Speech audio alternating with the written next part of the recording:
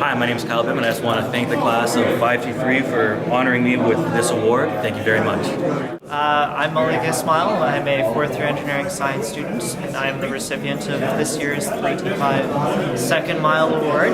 I just want to thank the class of 3T5 and the selection committee and the University of Toronto for this award. It's truly humbling, and I really appreciate the opportunity. So thank you.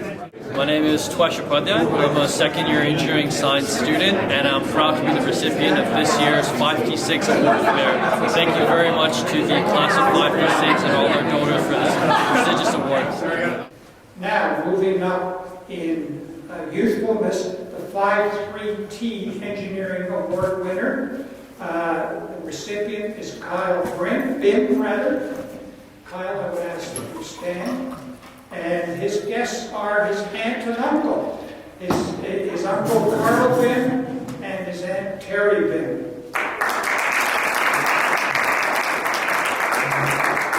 And we have, as a previous award recipient, Albert Green, who is at that table as well. The awards committee, Barry Blanchard, has yet to arrive, so we'll keep an eye on the door. Bill Kirkpatrick is at the table. Everybody knows Bill Kirkpatrick. He is our treasurer. Dick Pearsall. Where's Dick? Dick is at the wrong table, but anyway. Margaret Bowden is not here yet, and Don Dowds is unable to attend today. Now, the 5T6 Award of Merit winner is Twesh Upadhyaya. And I would ask that he stand. And his mother, Bandana, and his father, Akhilesh, as well.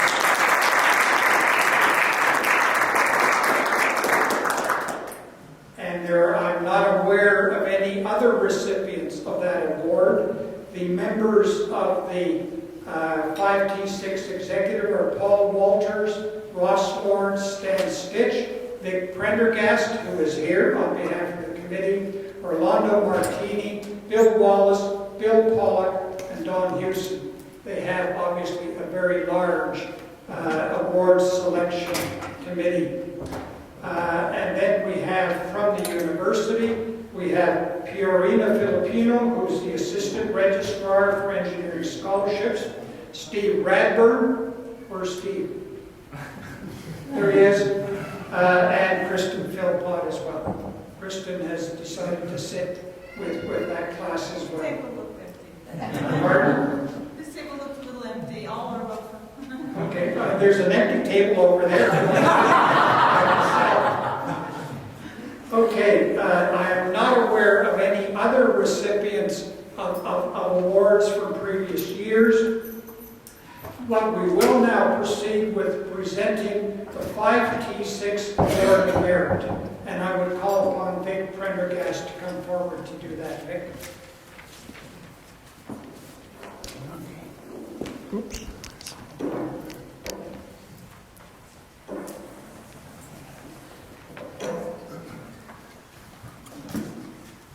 Thank you, and welcome to everyone. I have to say in the beginning that we do have a very large selection committee and so on, but for some strange reason they all gravitated south. I don't know whether President Trump attracted them or what happened. But in any case, we're delighted to be here. It's particularly gratifying when you're introduced as the youngest, and it has nothing to do with age really, it just has to do with graduating year, but that's fine. I'll take it any time. So as always, these presentation ceremonies are a pleasure for all of us who over the years have contributed and tried to focus attention on upcoming students. Our award has become reasonably sizable, fortunately, but it's taken 60 years to get there. But it nevertheless is right from the beginning was focused on the concept of a rounded individual, not just academic achievement, but community, organizational, high school, university involvement. And year after year, we've been absolutely amazed at the caliber of the people who we've been able to award this to. Many of us thought we were doing very well when we went through and what we accomplished over the years. Having said that, I've constantly been amazed at just how broad and involved and incredibly capable the people who achieved these awards have been. And this year is no exception at all. Twesh, our award winner this year, has an incredible resume.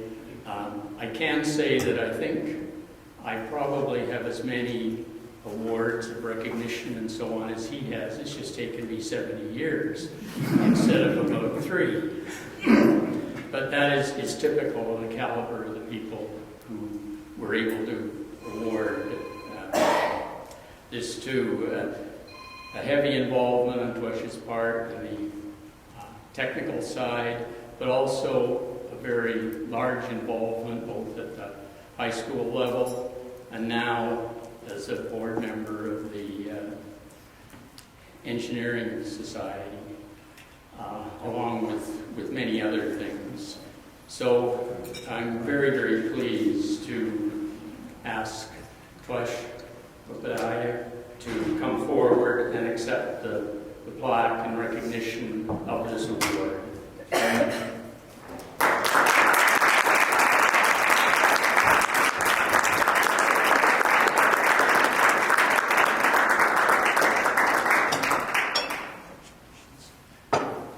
Where do you want this part of it? Yeah, I'll take photos after, but this is video for now. Okay. That's great. Yep. Okay. At the end, we'll First do the time pose. through. Rich.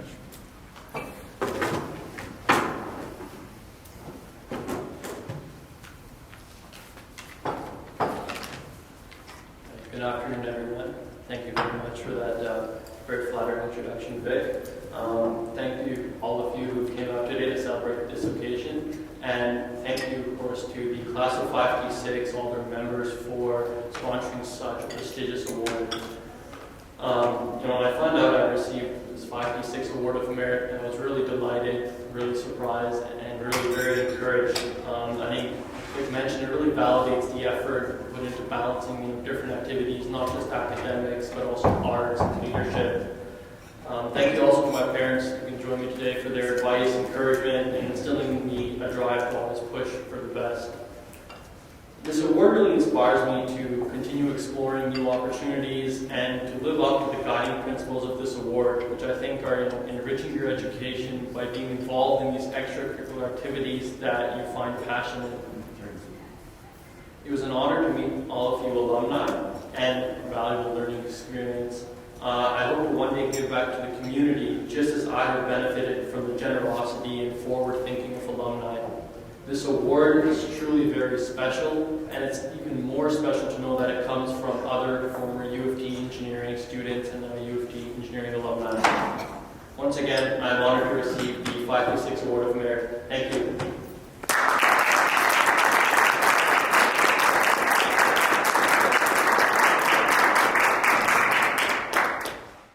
Okay, seriously, we're ready to proceed with the remaining 2 award presentations. The following award is the 2017, this year's 5T3 Engineering Award. And Barry Blanchard, who unfortunately could not be here, and Bill Kirkpatrick is going to make that presentation. So Bill, I would ask you to come forward.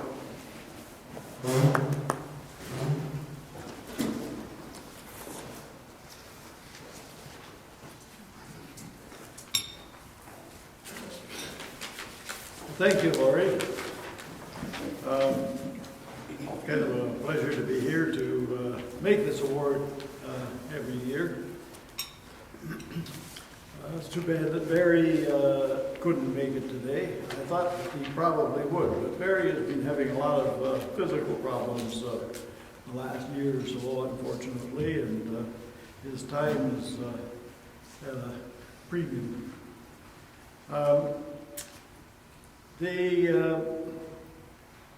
Back in the days when we were in engineering, we started out in 1949, which seems like ages ago. It's in the last century. We were a bunch of people, all strangers, some 350 of us, gathered together and started an education that no one quite knew exactly how it was going to work out or what was going to happen, but we started mumbling through it and so on. And in the course of 4 years, we became a lot of kind of a cohesive family. And there were a lot of hard times we went through in labs and studying. There was also a lot of good social events we had too. I must say, we did have a lot of fun. When we were, since graduating, our class has had a 5-year anniversary celebration every year. And when we were coming up to our, I guess about our 45th in the 90s, we decided that, well, maybe we had all had reasonably good careers and had made a lot of long-lasting friendships, that maybe we should do something about this. And so decided that an award similar to the 3T5 award might be something appropriate. And so we started in 98, I guess it was, we first got the agreement with the universities to set up the trust fund, and started off on our mission to have an award in our class's name. The first award was in 2003, and we have had one ever since then. The fund that we started out, we thought, well, we started with maybe $100,000 would be a good goal. And then somebody says, oh no, that's not enough, let's make it $200,000. Oh, everybody says, that's far too much. We'll never make that. We got up to about $150,000, and we were still kind of struggling along and so on, but it kept going and kept going. We kept talking about it. We finally got the fund up to a sizable portion, and now it's, I'm not sure of the exact figure, but I believe it's around $770,000. And it's enough that now it is a sustaining fund that will generate the income to provide an award every year. The award itself is we advertise the award through the university, and Verena is a great help on doing this. We get a whole bunch of applications, and it's the job of the awards committee and so on to go through these and sort out the wheat from the chaff, so to speak, and finally come up with a winner. And this year's winner is Kyle Bimm. He's in third year mechanical engineering, and he's had quite an impressive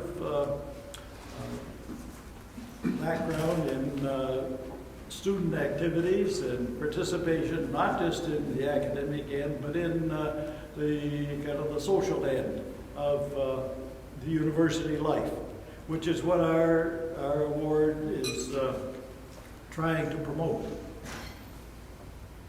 Kyle's been a great leader in Frosh events, leading the activities there. He's also been involved in the Tetris Design Society, which I didn't know what this was about the first time I read it, but it's a group that sets teams together to design various things, and he and his team have designed some devices to help disabled people.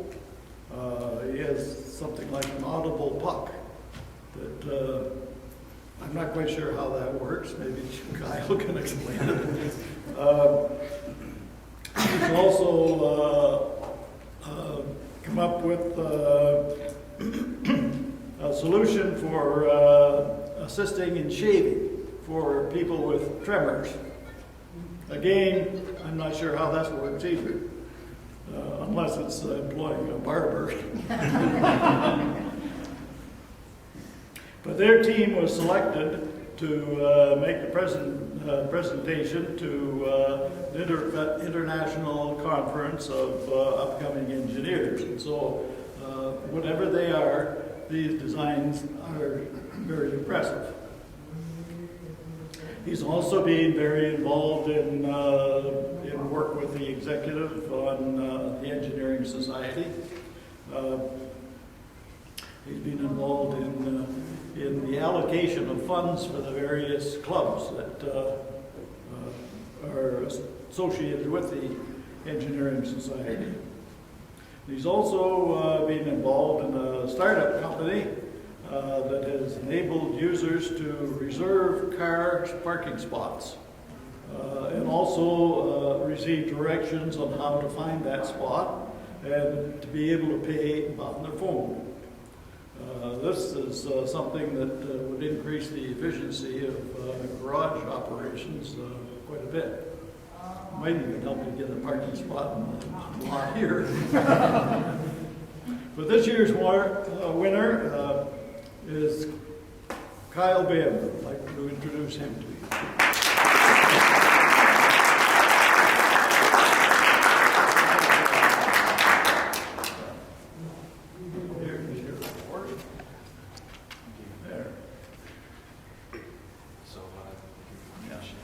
Okay. I'll turn the microphone over to you.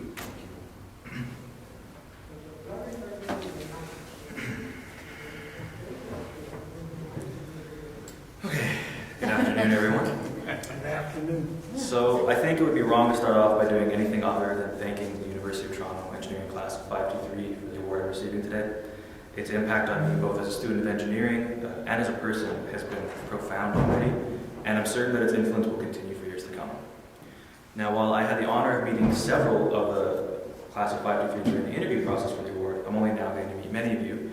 So I think that it would be a good time to tell you a little bit about the boy who came to this university 2.5 short years ago, and the man he is slowly becoming, thanks in no small part to all of you. So for the first 18 years of my life, I grew up in remote, rural northwestern Ontario, in a tiny little town called Atikokan.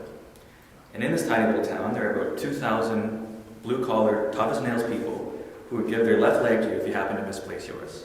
And so, growing up like this, I learned a few things. I learned that you never judge someone by the car they drive, or how they look, but how they treat those around them, and what they do with the precious time that they've been given. And still, while I appreciated everything that this town had to offer, I always knew that I wanted something more.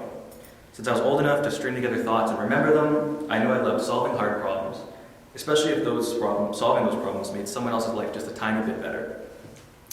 Then, one day, I decided to sit down and actually think about what I would spend the next 50 or so years of my life doing. So I did what any sensible person would do. I hopped on the internet and searched for super cool jobs that were going to get me super rich.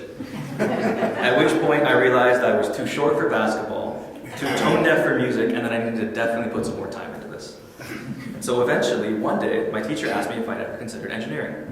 And I looked at her like she was speaking a completely different language. And that's because I had no idea what an engineer was. In this little blue-collar town, I had never met an engineer, let alone talk to them about what it was that they did. And so she gave me a definition similar to what Merriam-Webster Dictionary will currently give you. And that is a person who designs, builds, or maintains engines, machines, or public works. And I thought to myself, hey, I like building. Engines are really cool, and cars definitely help people, so I'll be an engineer. And it was settled. Now fast forward to arriving at U of T, the same idea in my mind, ready to take on the world. And then it hit me like a ton of bricks. I was not enjoying engineering. Now, I loathed doing math all day, and designing big machines just wasn't something I seemed to be passionate about. My friends all loved it, but it just wasn't for me. And now here I was in quite the pickle. So I found myself spending far more time involved in clubs and school events than I did in any library. It was through these experiences that things actually started to turn back around for me. I fell in love with Frosh Week. Seeing 1,000 purple teenagers from every possible walk of life coming together to celebrate being an engineer made me wonder if it was really as bad as I thought it was. And so I continued to stay heavily involved, trying to find out what I really wanted to be, what impact I wanted to make, and how being here could help that. And then something funny started to happen. People started approaching me and asking for advice. I was asked frequently how I stayed so involved, or how I chose the things that I wanted to do, and how they were going to actually help me get the job that I wanted. But I didn't know what job I wanted. That's exactly why I was doing so many things. And so with this in mind, I decided to build a service that would help law students like me find their path while in university, based on where it was that they wanted to get. Over the past year, as the team and I worked and we talked to more students than I could possibly count, I realized that I was not alone in my dilemma. And this really motivated me to make an impact with these students. We pressed on and managed to make something that people seemed to find helpful. And then I thought to myself, I just engineered something. I hadn't done any math or built a machine that did anything fancy, but I had used the skills that I learned while I was here to make something. And at that moment, I realized how wrong I had been all along. Engineering is not some rigid definition. It's the things I've mentioned and so much more, and most importantly, it's very different for everyone. This award means more to me than I can put into words. The money will allow me to prioritize impact over salary when deciding where I want to work next year.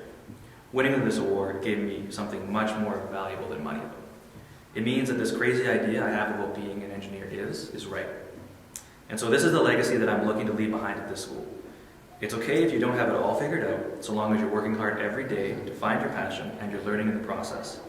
But someone needs to talk to the guys at the Merriam-Webster Dictionary Company. Because if you want to be an engineer, all you need to do is two things: solve hard problems and help people. And that, ladies and gentlemen, is exactly what I'm going to do. Thank you.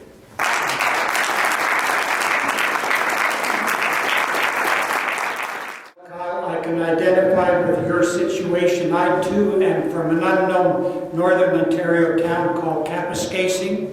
Being Finnish, my mother wanted me to be a famous Finnish architect. I couldn't get into architecture. I ended up in engineering, and I have no regrets whatsoever of having taken engineering. So congratulations to you and the other recipients as well. The last award is perhaps the oldest award, and that is this year's 3T5 Second Mile Award. And at this point I would call upon Bob Perry to come forward to make that presentation.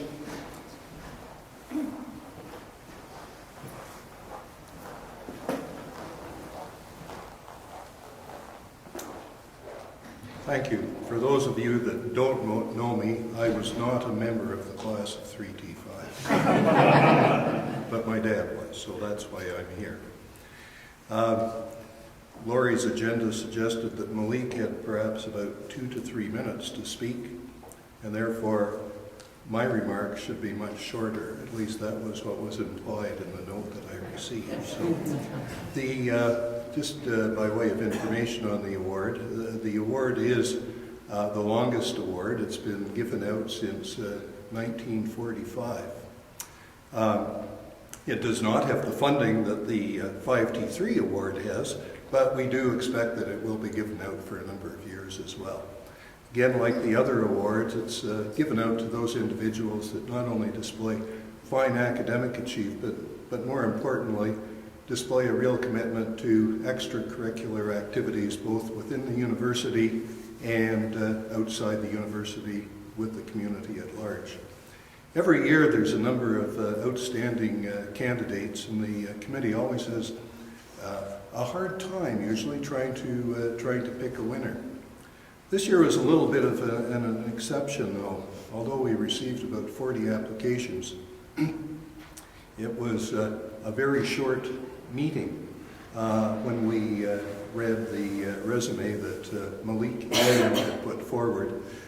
He displayed not only outstanding credentials in the area of academics, member of engineering science, had excellent marks, and his extracurriculars were outstanding, and his method of expressing those extracurriculars in the essay that he wrote was amazing.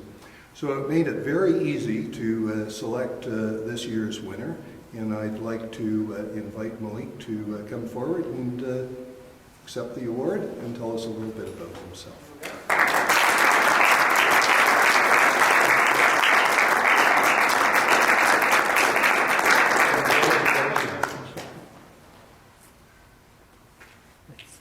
That's great.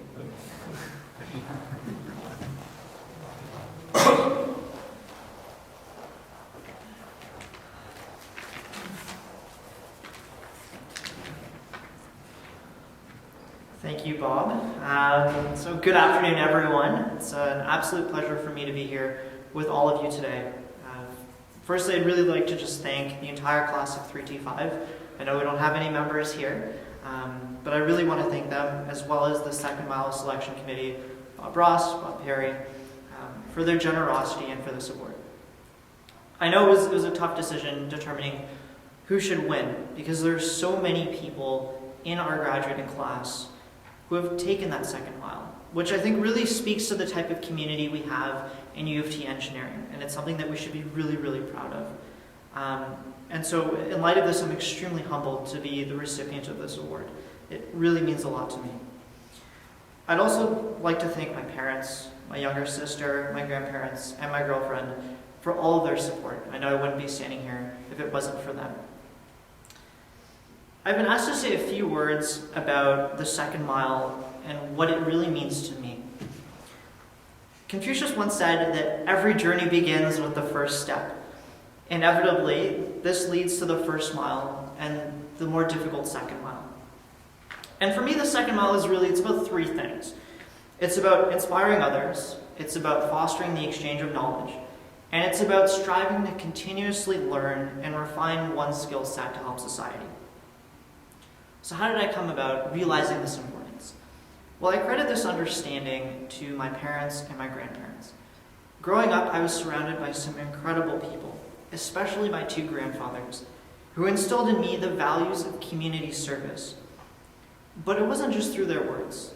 It was through their actions that I was taught about the importance of going the second mile. Collectively, they have over 80 years of community service to the Ismaili community.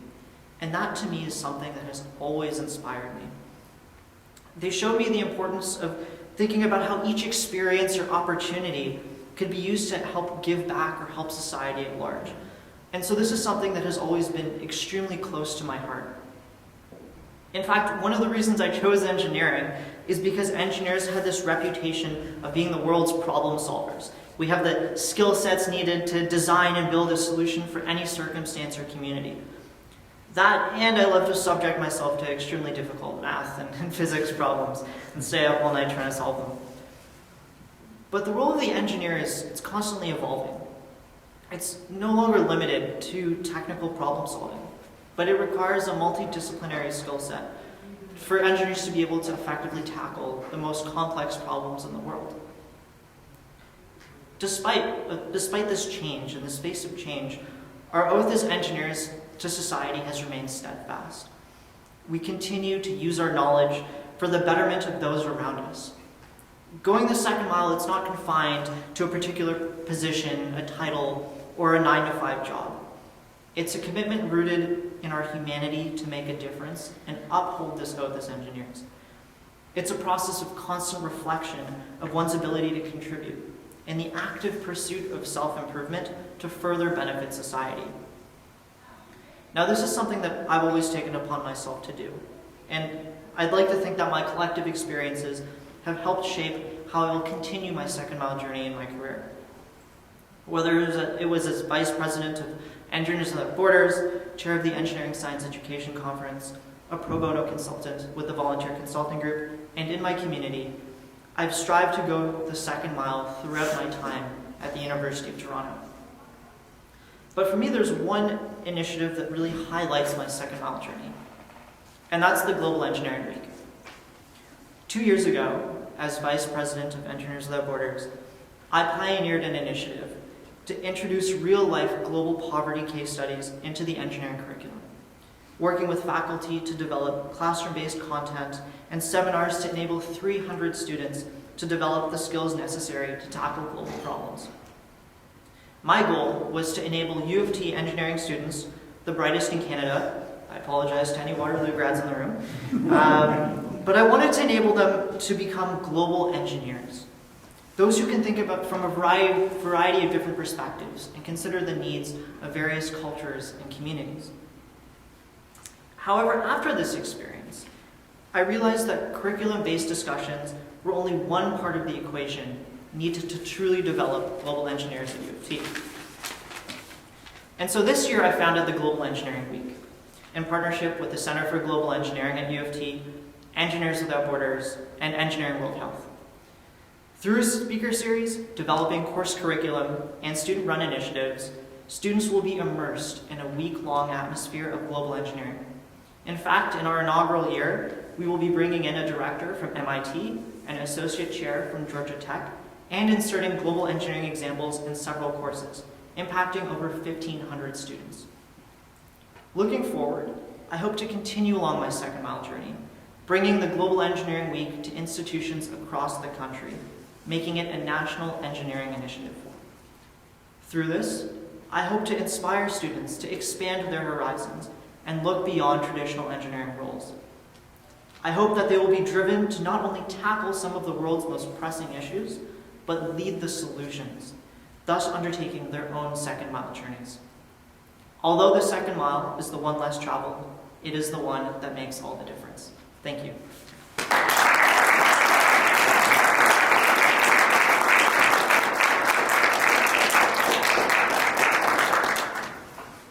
Wow. Just a few concluding remarks. Again, congratulations to the 3 award recipients, Malik, Kyle, and Twesh. As Bob Perry pointed out, there were many candidates that the selection committees had to wrestle with. In one case, 40 some odd candidates. Maybe that one was easy, but in other cases, I'm sure it was very difficult. The candidates are obviously a source of inspiration. As you've heard, some of the recipients, they're very passionate about their careers going forward. I think as we, as alumni, share that passion and the inspiration that they provide, thanks to the support of alumni, such as these 3 classes and many others as well, that makes these awards possible. We shouldn't forget about the faculty. The students do not learn by themselves. We have faculty such as Jason Basilak here and other former Professor Jane Phillips at the back of the room that have made all of this possible. And we shouldn't forget about Pierina, Kristen, and Steve, who have helped organize this, the 3 awards, the selection of the awards, presented me with the speaking notes to make my job a whole lot easier.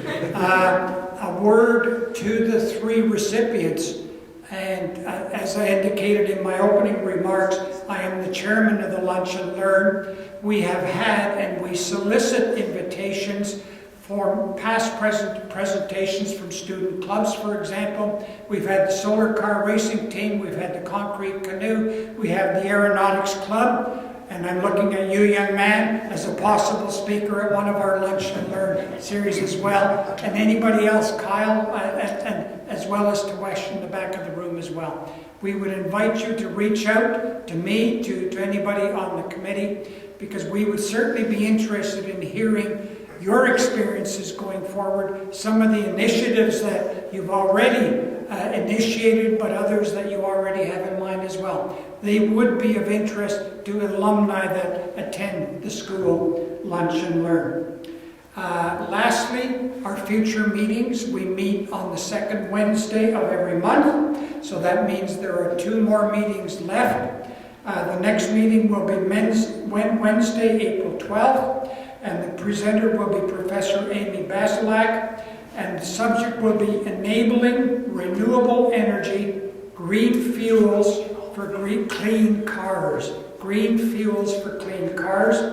And the last presentation will be on May 10th, and that will be Michael Burns, who's the Chief Executive Officer of the Invictus Games, which Prince Harry is very much involved with.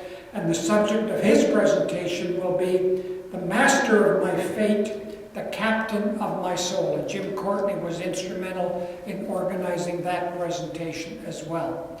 And just for the presenters, I believe that the photographer wants to take some candid shots at the end of this meeting. So on that note, please, I declare this meeting closed, but please feel free to stand around, chat with, especially with the three recipients as well.